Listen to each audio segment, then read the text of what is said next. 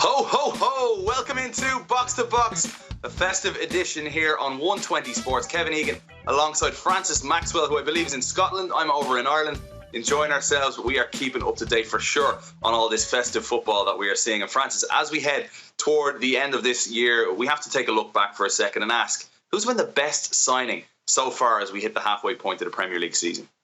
Well, when I look at the best signing, Kev, I have a few things that I want to look at. I want to see value for money, I want to see impact, and I want to see how that's influenced the team around them. And all three of those are ticked off, massive ticks, should I say, by N'Golo Kante moving to Chelsea. He was an absolute bargain for 30 mil. You're talking about the same price that Tottenham paid for Sissoko. Just absolutely ridiculous. Great bit of business from Abramovich. And N'Golo Kante has fit into Antonio Conte, his namesake, his system very well. Chelsea switched to a 3-5-2 at the back, and this was something that was questioned. But when you've got N'Golo Kante in there, he is fantastic at covering space, the isolating several instances in the game where Chelsea really need to put pressure on, and he's the man who ushers the midfield almost like a back line to make sure that everyone is doing their job. And it speaks volumes. Chelsea's sitting top of the league. If they win over the Christmas period, they're going to go in to the new year top of the table, something that's been a fantastic omen for them. Of their 4 Premier League winning campaigns, they were top at Christmas. And this is all due to the fact that their midfield has got some sense of stability, something that fell away last year as Matic and Fabregas couldn't find their feet. And I think N'Golo Kante has been a phenomenal signing for Chelsea. He's even added a goal or two in there, which is surprising, something he couldn't do at Leicester City. But he encompasses everything that Chelsea are brilliant at the moment, doing the small things well, working hard, and they're definitely reaping the rewards. He's my pick.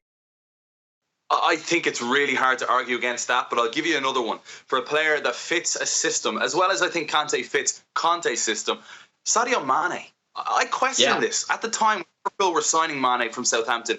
I wasn't quite sure if he had the technical ability and if he was good enough for a club the size of Liverpool.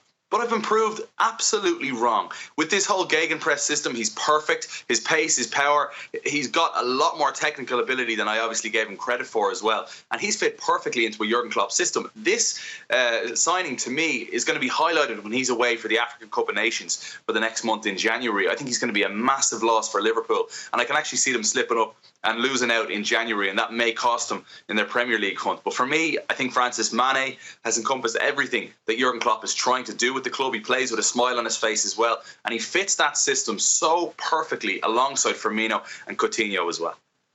Well, I think it's a great pick, Kev. It's only natural that we would be dubious of this decision because you look at Ricky Lambert, you look at Andy Carroll, you look at even Lallana just now finding his feet at Liverpool. These are signings that Liverpool went in and took a player that they thought, because of him having a great season at a kind of mediocre level team, that they could make that step up. But there's one thing that's different about those signings to Sadio Mane, and that's Jurgen Klopp. Jurgen Klopp signed him. He knew perfectly well that he would fit into a system that works for him, gave him the confidence, the man management. I think those are two great choices. I really don't think there's anyone out there who could potentially put it in. Of course, Zlatan has had a phenomenal time already at Manchester United, but they're still making their way up the table. But Liverpool and Chelsea are two teams that have started the season very well, and I definitely think it's down to the likes of those two signings. Yeah, and I think you could also maybe look at like a Xhaka. I think he's added a lot to Arsenal in midfield.